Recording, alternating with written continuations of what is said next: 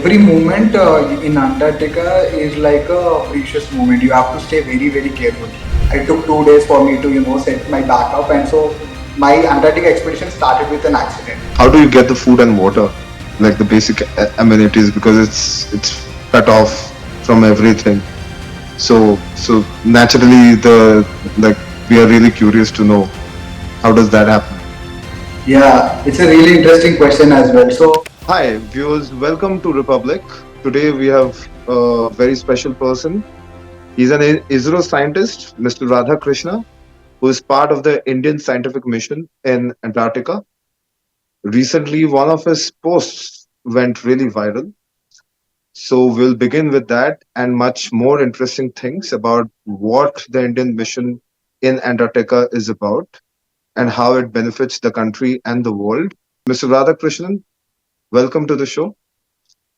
So it's my pleasure. Thank you for having me. yeah. So recently a post on an unexpected visitor to an Indian Antarctic station where you are posted, it became viral. Can you tell us more about your experience? Yeah, so it was about a guest that visited Indian Bharati station, which I was a part of in 30th Indian Scientific Expedition to Antarctica. So I was posted through ISRO by there, and one day while we were working on the field, I randomly came across these footprints, three-fingered footprints, and I was really curious because I never saw a penguin till then. So when I saw those three-finger footprints, I naturally followed those footprints, and they were very, very, far away. So they were little far down. So after around 1.5 kilometers, I saw a literally very, very cute penguin. So it was insanely adorable. And then, we followed it. And because, in Antarctic treaty, we should not, disturb the biosphere, we followed it by very far, staying very far. And it stayed with our station almost like 10 to 13 days. And eventually its family came across while the ocean was melting, and it went away with its family. But in the 14 days, we spent a very, very good time. It was observing us humans, we were observing it. Yeah, it was very nice experience. So this was the first penguin that ever visited your station. Not really. They were so what happens is You when have other some unexpected visitors as well, basically. Yeah, yeah. So what happens is when summer to winter transition is happening, Indian Bharati station is basically on an island. Okay, just across the island is the main Antarctic ice sheet. So the island is surrounded by Antarctic Ocean. Most of the winter time it is literally frozen. Okay, frozen ocean. But when it starts breaking, right, when it starts melting, and when the ice becomes like water, a lot of life comes along with the water. Okay, especially for penguins, what happens is penguins hunt inside the water. They eat fishes and everything, but they like to live on icebergs. So they are always found at a transition where icebergs are there and water is there. Okay, and Indian Antarctic Station, by the virtue of it, because it's on an island which has melting and freezing, while the summer to winter transition is happening, all the penguins drift along with the water, and seldomly, very rarely, one two penguins come onto the station. This was the first penguin that came in that expedition. And yeah, so there are other life forms as well. So, seals, they eat penguins. So wherever penguins will go, seals follow them, and whales and dolphins follow them. And these penguins also, there's a period for penguins where they shred all their feathers because winter is over, the summer has started.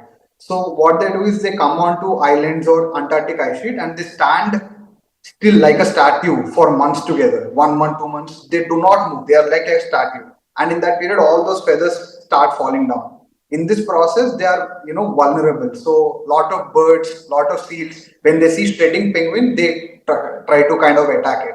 So many penguins die during shredding time. Hmm. That's very interesting.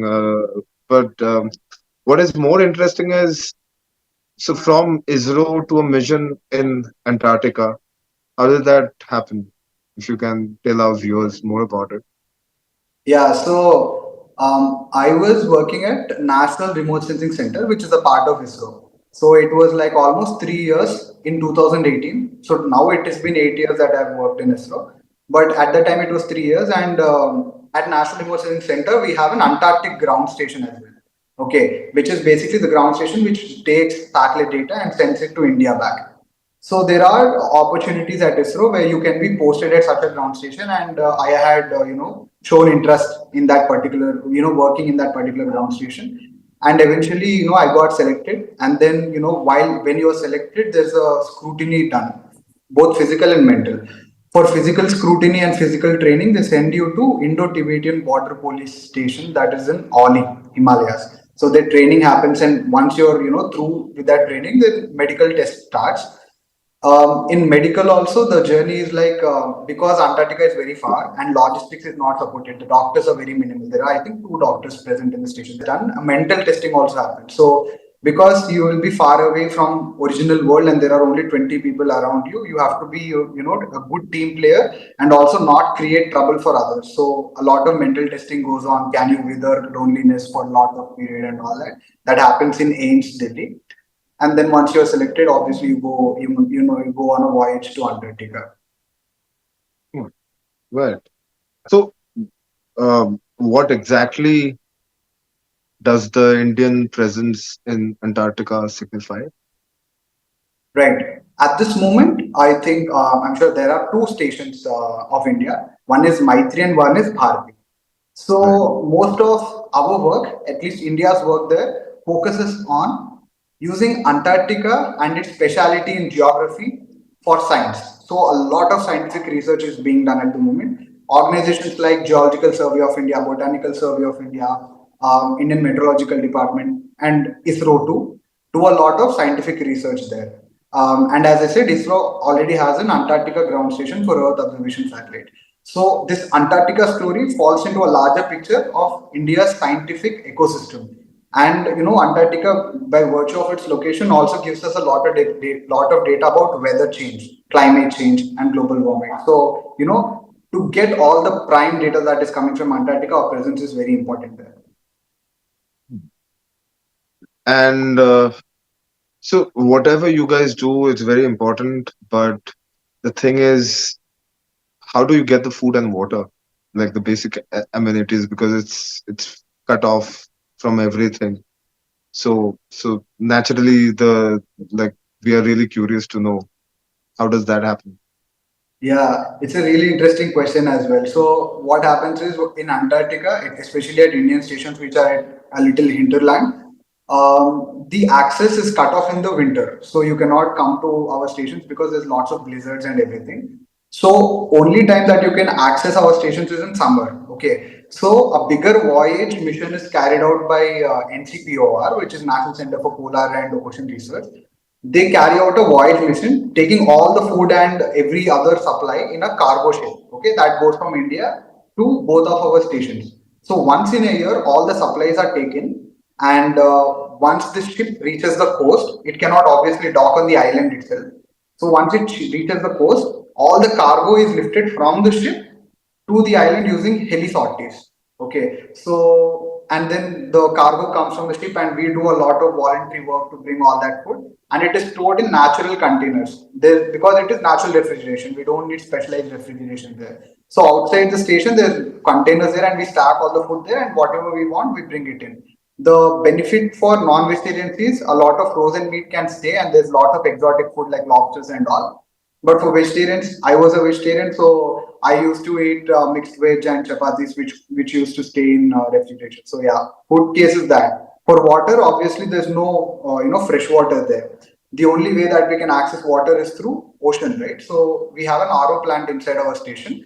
The ocean water is drawn through pipes, and then reverse osmosis is carried out, and we drink that water. But another thing regarding water is this water is really scarce, especially fresh water. So for bathing and any other activity also, there is a quota that you have to bath this day in a week, only once in a week, or only once in 2 weeks, etc. When water is scarce, that happens. So there's a schedule for bathing. There's a schedule for station activities because there's no one else other than us 20 researchers that are working there. We have to clean the station, clean the washrooms, cook the food ourselves and all that. Yeah. So naturally, the next question is like, how do you get your power and the gas and the other things, because Understood. Yeah, you said there are natural refrigeration at play over there, but then yeah, how do you like it's very fascinating under life-threatening circumstances how you get your food and water. But then yeah, what about the power and the rest of the stuff over Yeah, nice on the ground? questions actually.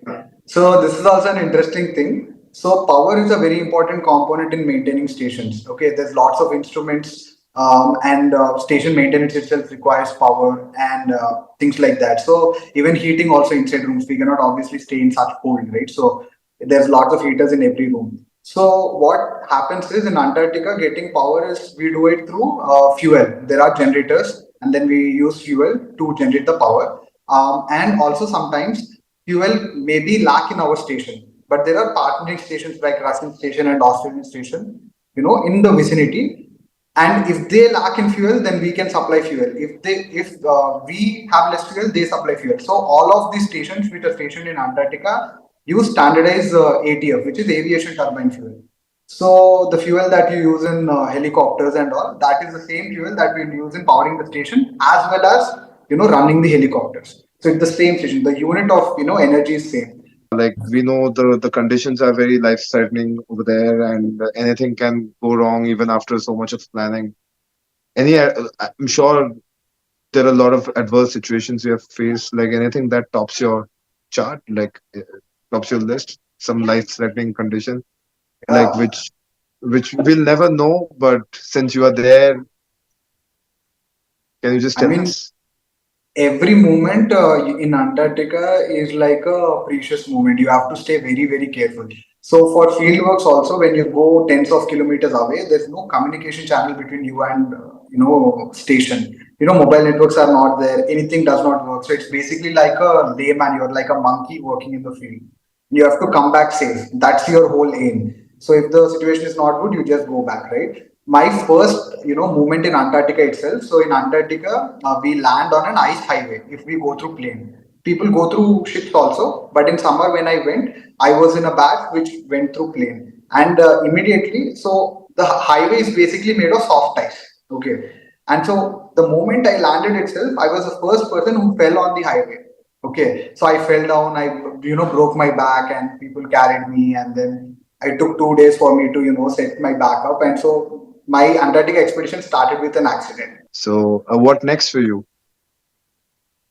Yeah, so I would obviously like to meet Maruti, my friend, in Antarctica once again, if given a chance. Probably I see somewhere in the near future me myself going to Antarctica in some other mission. Yeah, so yeah, let's look forward whatever happens. Thank you so much, Radha. Thank you so much. Take care. Thank you for having me.